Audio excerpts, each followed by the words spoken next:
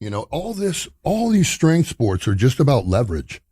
You know, am I the strongest guy with the strongest body in the world? Fuck no. There's guys way stronger than me, but they can't hit near what I hit because of two things. One, I know the leverage points. I'm a fucking master.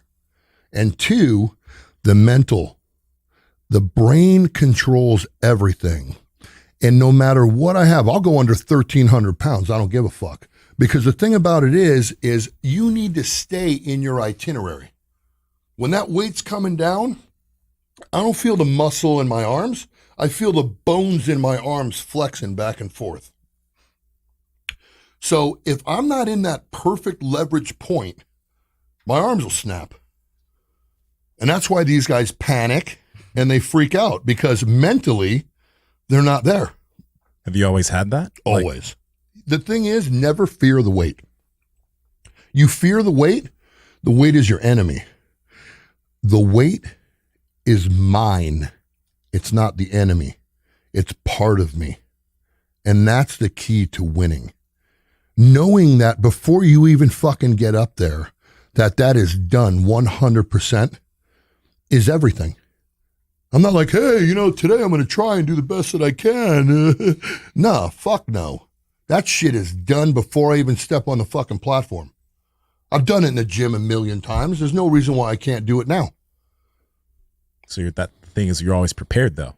Like you've done it before. You need to come in prepared. You don't do shit that like on the platform that you haven't done before. No. There we go. No. I mean, look, if it comes to an all-time world record thing, yeah, and I've hit that third lift and I'm ready for something that I haven't do, yeah, I'll do it. You know, but that's what lifting's all about. You know, it's fucking Star Trek, bro. Yeah, basically, if you're you know, one reason to be scared is when you're not prepared. 100%. You know, so you might have had some meets where, because we get locked into powerlifting, you might have had some meets where you probably shouldn't have done it, right? No. You never had. You've always been prepared every time. I've always been prepared. So have you just backed out of them? No.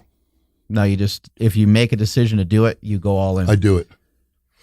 I've never backed out of a meet. I've been sick. I've had fevers. And you want to know something? Every time I feel great, I'm shitty.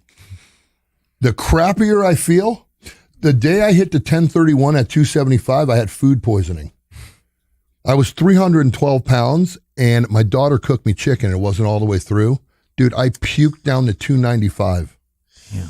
I was laying in a bed naked with a trash can off the side of the bed. And I had, you know, when you puke, you're like, ugh. I had puked so much that my body was so exhausted, my stomach was just like, ugh. And I was just laying there with like snot falling in the fucking thing. And I had to compete that weekend. And I'm like tripping because my sponsors were like, fuck, we're paying you. We need a lift. I'm like crying. I'm like, I don't know what the fuck to do. And my boy's like, well, go to 275. I was like, what? So with food poisoning, I sucked up to 275, went and rehydrated with some electrolyte ringers, you know, intravenously, went back up to 292, and I'm puking in a bucket when they called my name. And I'm like, fuck. I was so shitty feeling. I'm like, I'm going to die. They handed me the weight off, and it just crushed me. And I was like, ugh. And I thought, oh, okay, I could do this. I could do this. And I did it, and then I just missed 11:15 on a second. I opened up with 10:31. Jesus. Has anyone benched 1,100 pounds?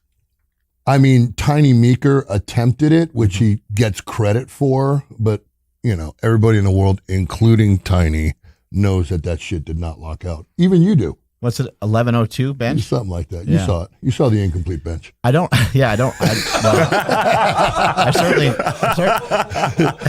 I certainly don't remember it. That's for sure. Right. Right. So I'm sure if it was clean. I mean, as far as I'm concerned, Kennelly has the all-time record with the 1080 or whatever it was. Yeah. And that was a clean fucking lift. What do you think about chipping world records? You think that's cheap? Just chip it. I mean, look, you know over? what? It is what it is. I mean, I don't think it's cheap. It's more weight. Right. It's more weight. I mean, fuck, you're hitting 1,100 pounds and they're like, nope, 1101 and you hit it. What is that, cheap? right. Just like, whatever way you want to do it. Yeah, I mean, you know, it's more weight. That's your world record, you know?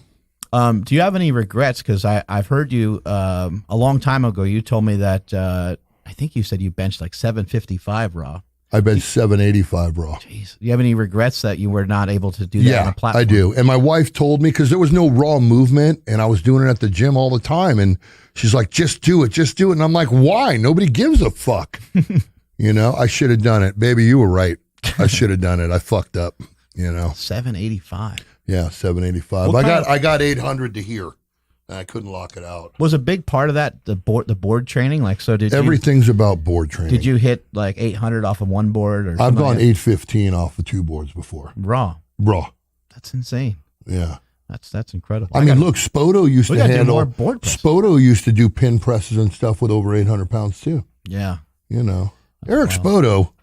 I don't know where the fuck you are, but wake up, give me a call, motherfucker. Okay, I love you. He does too much bodybuilding, though, you said. Well, you know what? I mean, I guess he's done now because of his shoulders.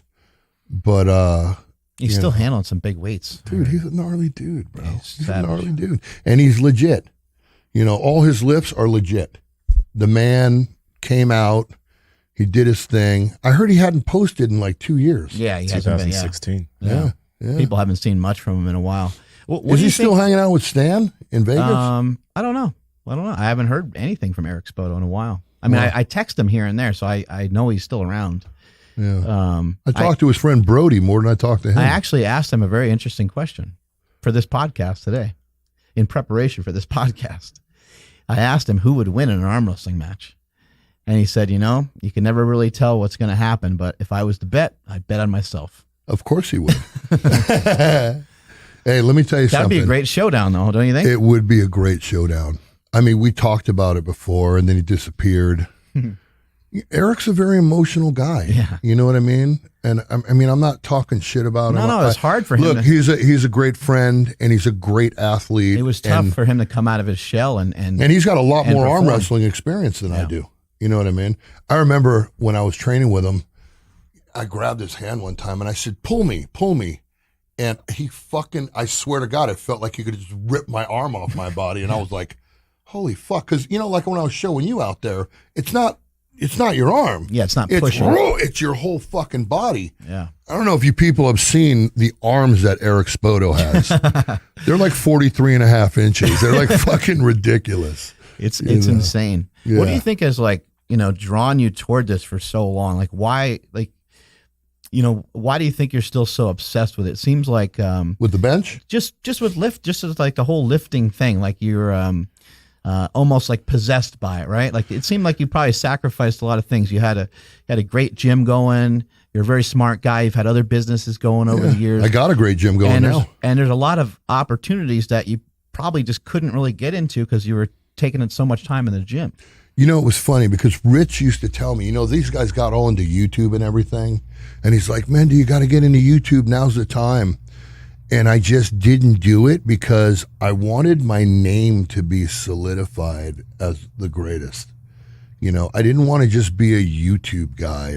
I wanted to be something that, like when I walked in your gym today and the lifters came up and they were just like, Mendelson, blah, blah, blah. I mean, to me, that's solid. You know what I mean? When people are like, you're a legend. Dude, you know how fucking long I worked to have somebody say that to me? It's like, and to me, that's reality. That's, you hear the name Scott Mendelson, and there's no fucking question. I'm the only man in the world to ever break the raw and the equipped record at the same time. You're the first to do 800 pounds? No, I was a second. Rich Lack hit it like 10 minutes before I did. 900? I don't know. I was a second to do 1,000. Yeah. So, but yeah, I remember that. But I was the first to do 3 lifts over 1,000 in one meet. Wow. So I did it at the World Championships in 2010 in Florida. So, and I got 1080 to a fourth. I got it to here. All I had to do was, and I couldn't do it. I did 1003, 1014, 1025. And everybody on 1025, they're go 1080, go 1080. And I was like, no, because you guys remember when I was going for the 1,000 pounds, I bombed out for like 2 years because I was just There's obsessed. a lot of that going on at the time, yeah. Yeah, I was just obsessed. I could win every single meet that I do. But, there becomes a point to where, what is a trophy? It's a piece of fucking metal that I end up throwing out eventually. Right. But world history, the history and the making of the world, to me, That's the most important thing, you know. And for 2 years, I didn't fucking finish a fucking meet.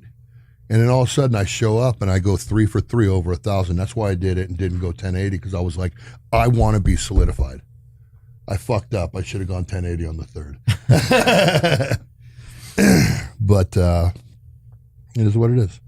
Yeah, so you've been just drawn to it. Yeah, it's I'm not a plumber. I'm not a finished carpenter. I can't do what other people do. I can only do what I do, just as they can't do what I do.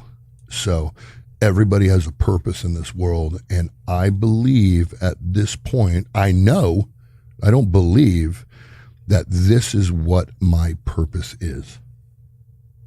From the mindset perspective that you were talking about, was like every day and everything always set up around these world records? Powerlifting to me is a life. It's not something that I just do a few times a week. Everything I eat, everything I sleep, every supplement I take, every single thing about life revolves around lifting, and that's what makes greatness. And it's been for a long ass time. Well, you know what? I'm 50 and I look 49 and a half. I've done okay.